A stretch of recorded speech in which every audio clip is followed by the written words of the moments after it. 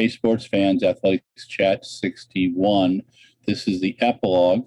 This is a continuing part of our Tokyo breakdown. Stuart Weir has arrived in Tokyo. He spent 3 days in quarantine in his lovely hotel, about an hour and 50 minutes to get from his plane to the bus station, and then about an hour wait there. So about 5 hours between plane and getting to his hotel. He's been able to get out of his hotel once a day for a short visit to a local store to grab some milk for tea. He's been spitting in little containers to make sure he doesn't have COVID. And today he's headed off to check out the MPC and the stadium, and he will send us some pictures. We've got some stories that we'll be posting up this evening from him and from Jeff Benjamin. And we will have pieces every day from David Hunter starting on Friday and Justin Legat. David is our senior writer in the Midwest, and Justin is our senior writer in Kenya. And with our friend Stuart in our senior European writer in lovely Japan, and a group of photographers are working with us. And we also now have thanks to Laurie Schutz, who's the journalism professor at Oregon, we have a group of young writers who worked with us at the Olympic trials, and 4 of the 6 will be writing for us during the Olympics. So we're going to be giving you coverage all over the place. Plus, poor Michael Deering, our editor, has to deal with me twice a day. We'll be doing a preview, and we'll be doing a post view of each lovely day of Tokyo. I'm going to be managing this remotely from Fort Atkinson, Wisconsin.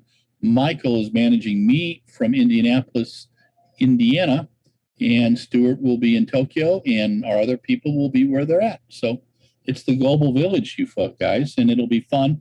Probably 10 to 12 stories a day, and some photo galleries when I'm, powered with caffeine. The time thing is very interesting.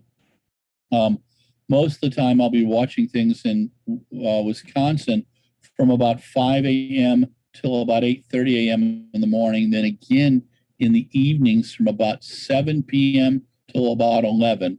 We'll try to cover things live Tokyo time. We have access to the IOC Media Council, which provides us with updated quotes and information. And our team of photographers should really be helpful as well. So that kind of clears up some fun stuff. I'm also going to be talking to a couple of our friends here with some to get some historical things on the Olympics on a daily basis for us too. So we should have some fun for you. Please pass it around to your friends. This is a big time for our numbers, and if people like us, it helps us down the road pick up sponsors. And when we get sponsors, that means that, we can actually pay our bills and hang around and tell even more stories. So at the end of the day, we're storytellers, and that's what we like to do. And we're glad that you support RunBlogRun. So today, what Stuart and I were talking about was just his a few days from London to Tokyo. He said his flight was magnificent. When you only have 300 people on a plane that sits about when you have 30 or 40 people on a plane that sits almost 400, you get a little bit of quiet. I've had that a few times when I'm traveling, but right now, as some know, Japanese nationals are allowed to fly back and forth out of Japan, but coming into Japan, unless you have an Olympic visa, you're not getting into Japan right now. We watched a little Instagram with Otto Bolden last week when Otto came from New York. I think he was coming out of JFK. There was very few people on the plane. So it sounds like the air travel is relatively safe. We haven't had since the very early on, and our friends at Inside the Games talking about a Ugandan coach who had been vaccinated but still caught the Delta variant, and he was quarantined for 14 days. But we're hoping everybody gets around okay. My concern still is without a U.S. training camp, and I understand why the U.S. ATF had to do what they did, but my concern was what happens to people if they do get near someone who's sick, they're not going to be able to compete. So we're keeping our fingers crossed and saying prayers that our U.S. team all makes it in, because there's some great things coming up. Stuart and I talked a little bit about the 800 and the 1500 and the relays and the differences between how the U.S. picks relays teams and how Britain picks relays teams. And as people who follow RunBlogRun know, what Stuart's job is to cover British athletics for us and provide us with coverage of a lot of the European meets.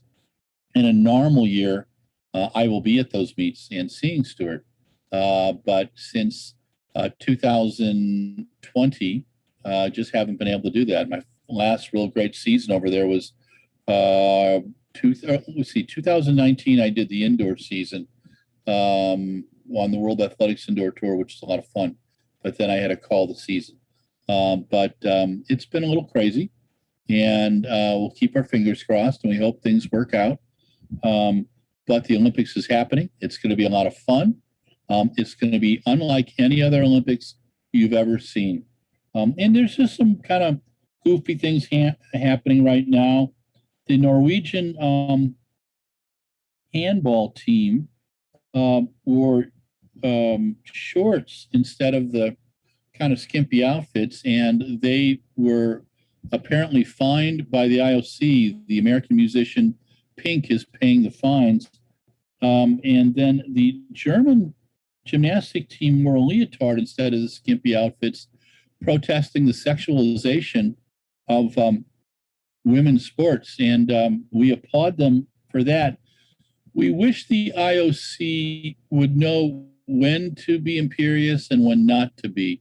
It seems that they do need an ombudsman, someone to tell Mr. Bach when to turn it on and to turn it off. This is it just something goofy happens each day, and you just couldn't plan it out. But it gives people who are writing about Olympics for the first time and don't know squat about Olympic sports or the tradition of the Olympics a chance to poke fun at an event that is needed in the world right now, because sports really does unite, and the Olympics gets people into it. We were at breakfast today and people were talking to us about it, and where I go to get my coffee, people talk about the Olympics, and they're really into it. And when I went and had blood tests the other day, the nurse that was taking my blood test was telling me about how well we did in new events. And I was fascinated to hear the enthusiasm of just normal people and how much they like the Olympics. And it tells me how important it is, but it also tells me that the IOC needs to use their power judiciously. I had a history teacher at DeSmet in St. Louis named Rich Grauer, who I worshiped, and he said it's not about showing power off, it's using it judiciously. And President Bach with the IOC and the whole IOC has great power over sport, and I wish they would think about things a little bit more. I'm glad the Olympics are happening. I just don't want people to get sick. That's my big issue. And I look forward to covering Olympic track and field with our team over the next week and a half. So stay tuned. This is Larry Eater with Athletics Chat number 61. Thank you again. Thanks to Mike Deering, our program director. Talk to you soon.